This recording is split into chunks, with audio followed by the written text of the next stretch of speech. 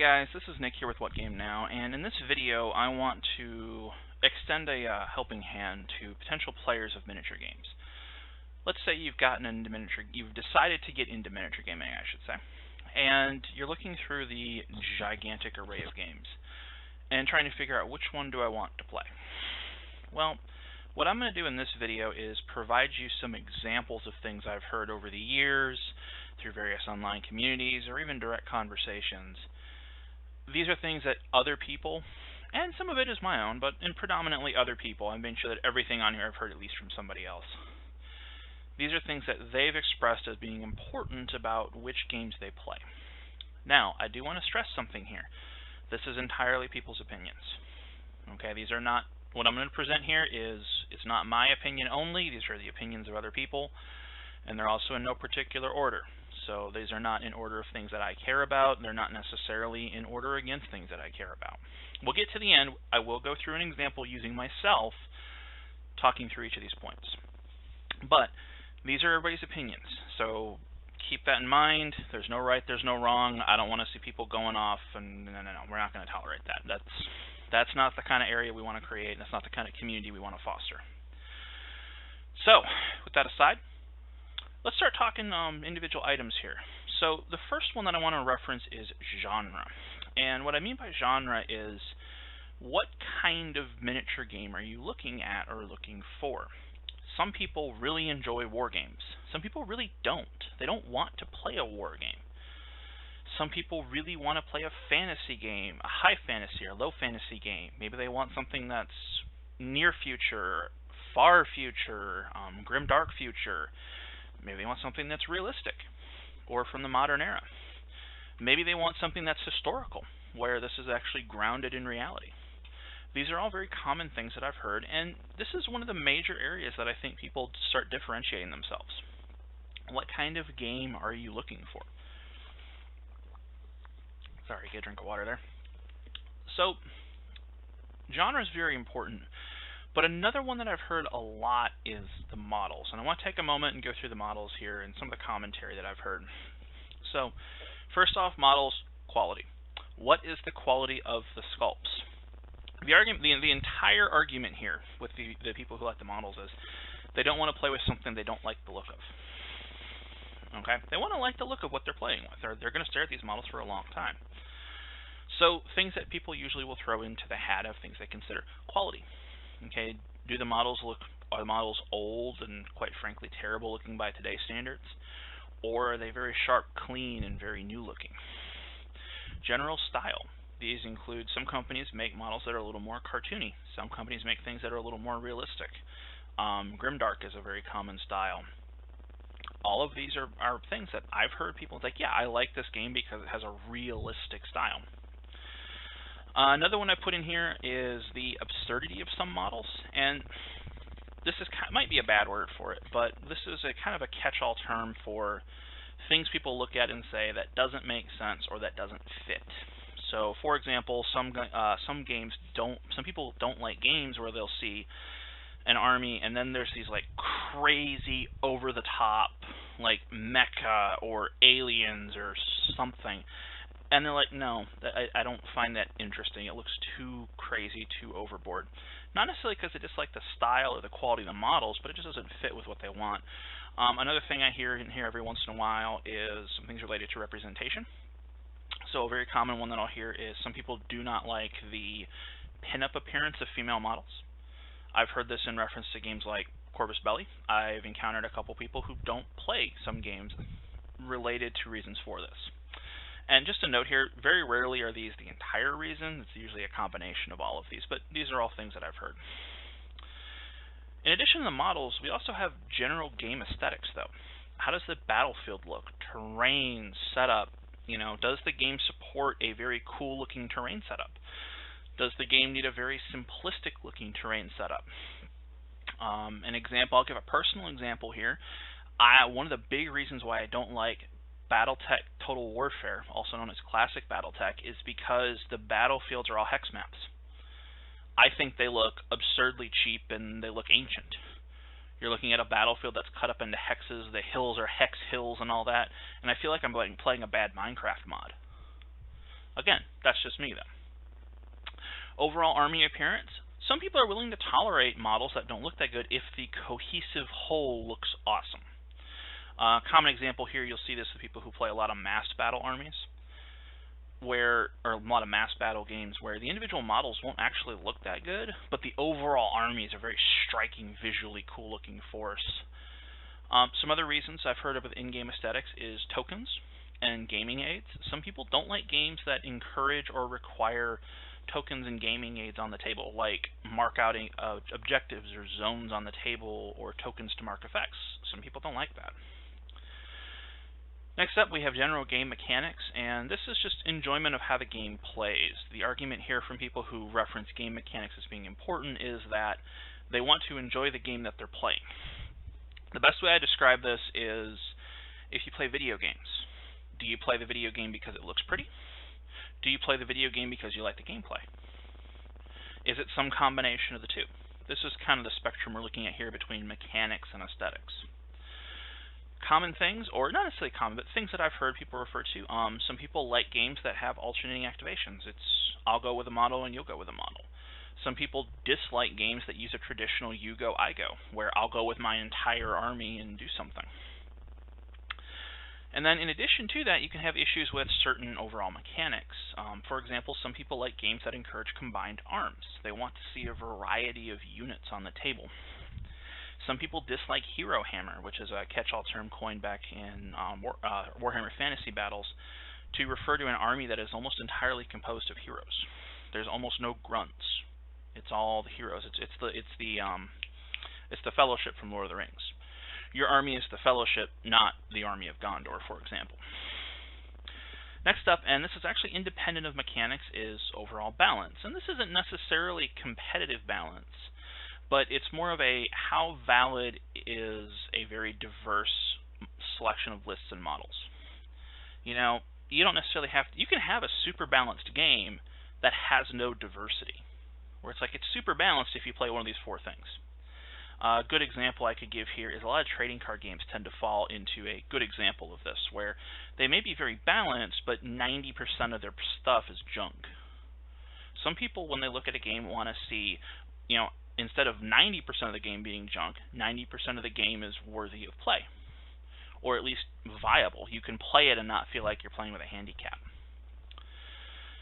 Next up, a common one I've heard is competitive potential. Not necessarily from the perspective of you want to play competitive, but you could if you wanted to.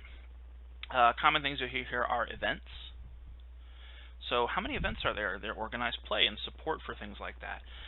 Clarity of rules. I know some people who will not play certain rule sets because the rules are unclear or bloated or something. And that was one thing I did forget to mention on game mechanics. Some people do not like, and that is kind of simplicity versus complexity.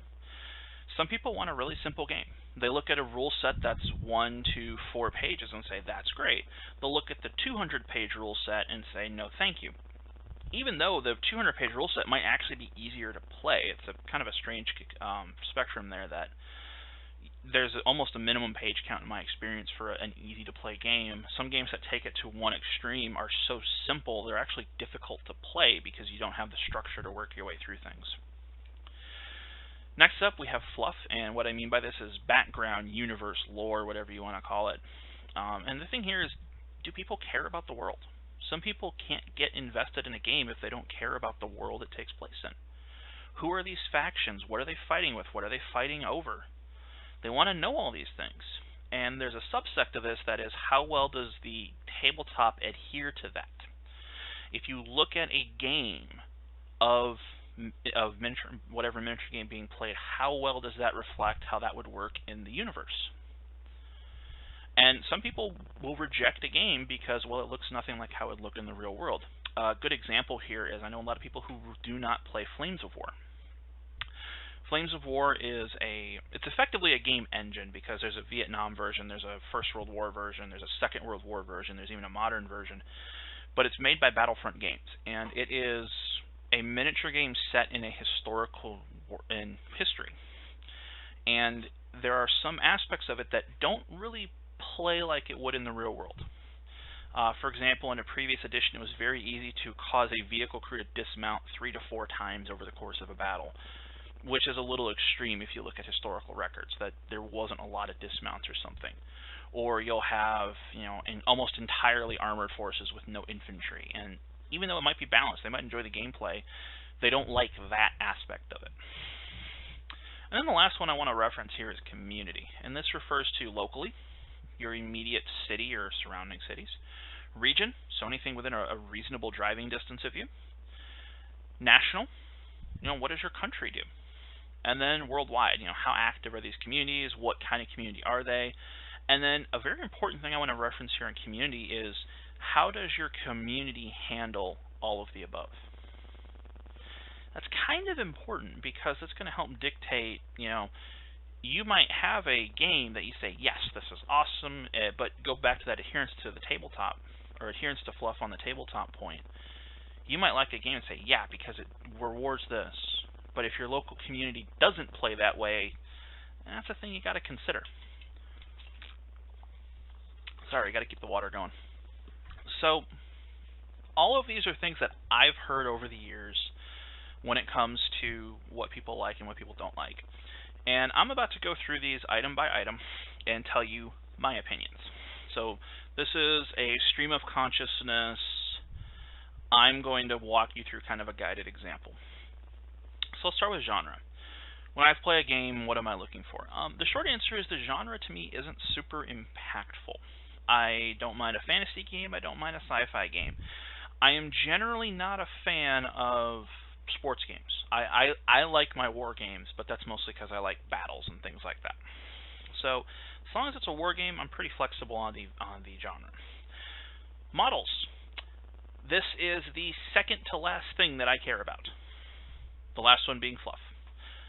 I don't care. A good example here is, I'll play games that have terrible looking models. If the gameplay is good, if the balance is good, if all this other stuff is stuff that I agree with, I'm willing to deal with bad models. I don't have a problem with that. Now, sure, I would appreciate nice-looking models, but, okay.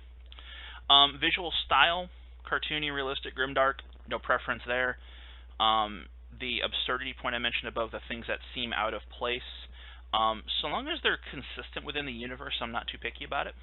It's when something is dramatically different from everything that came before it, that tends to grate on me a little bit, or at least in a way that's unexpected.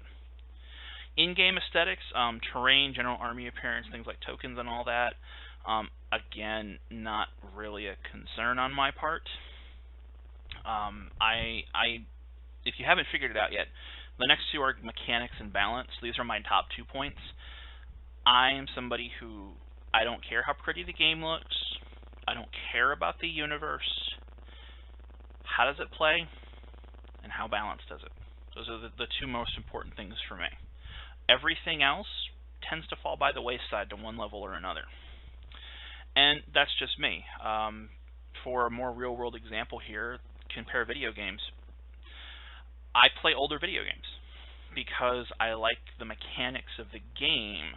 Yes, they don't look as good, but they're better, in my opinion. There's the aspects of the gameplay are better, in my opinion. That's more important to me than aesthetics. So that's kind of a hits the aesthetics and mechanics point at the same time. In terms of the actual game mechanics themselves, I don't have any particular preferences on what kind of mechanics I like. I do like mechanics that offer lots of decisions, and it is possible to make mistakes. I'm someone who's very... If you've seen our casual versus competitive video, if it's up at the time this goes up, I think it should be. I'm more on the competitive aspect. I look at the game as the central product. So I'm looking for balance, mechanics, and then the mechanics I enjoy are things that support that and give me room in there to grow and expand and try and learn things. The issues with certain mechanics, I don't particularly care that much so long as it's interesting. Okay, I do have a preference for more pieces on the board, not necessarily more models, but more independent elements. A good example here I think I mentioned earlier, BattleTech. where I don't like the aesthetics of BattleTech because it's hex-based. The other major problem that I have with the original BattleTech Total War is it feels like Hero Hammer to me. It plays 2 to 4 models on each side, and you're doing a lot of detailed management of each model. I find that boring. I would rather have more entities with the less control. So when I play BattleTech, I use their Alpha Strike rule set. Doesn't use hexes and plays larger battles. So balance, it kind of makes sense that balance to me is very important in terms of diversity. I want to see lots of things be viable. I understand not everything can be, but I want to be able to play around with things and not feel like, oh, you took X faction or you didn't take X faction, you're playing at a disadvantage. Competitive potential, also very important to me. I like to go to events, I like to travel, and I find events to be very enjoyable. Part of that is I like to see very clear and defined rule sets. One of the things that annoys me is when we get a rule that's ambiguous or isn't ambiguous in a community where people expect it to be ambiguous. You know, maybe the one time they get it right, everybody assumes it's wrong. Fluff, again, not one of my biggest priorities here. I'm not especially concerned with the fluff. So long, now, there is an effect of fluff on the game, and I do care in that respect. Like, how does the fluff impact the models on the table and the releases and stuff like that? I care so far as that, but that's it. How it adheres on the tabletop, again, not my main focus. Community, I am very concerned about what my local and regional communities look like. I don't really care about national or worldwide. If I can, within driving distance, pick up a game, that's good enough for me. So, like I said, that whole last bit was my opinions. Going through the individual points before that was just a presentation. Let me know in the comments if I missed anything. If you maybe feel that or maybe you have an example where you liked a game or disliked a game because of one of these reasons. Is there something I missed? I'm very curious to see that. And what are your opinions? Keep it civil. But, you know, hey, I want to know what everyone thinks. Maybe I missed something. I'm always looking for more information. So, with that, I will catch you guys on the next one. Hey, this is Dave. If you like what we're doing here at What Game Now, go ahead and click on one of the videos which should be on either side of me, or click right in the middle and go ahead and subscribe to the channel. Don't forget to hit the bell once you subscribe so that you know when we have new videos. Please go ahead and share us with your friends. Let everybody know that we're here. Thank you for watching, and thank you for all of our subscribers already. And we look forward to bringing you more content every chance that we get.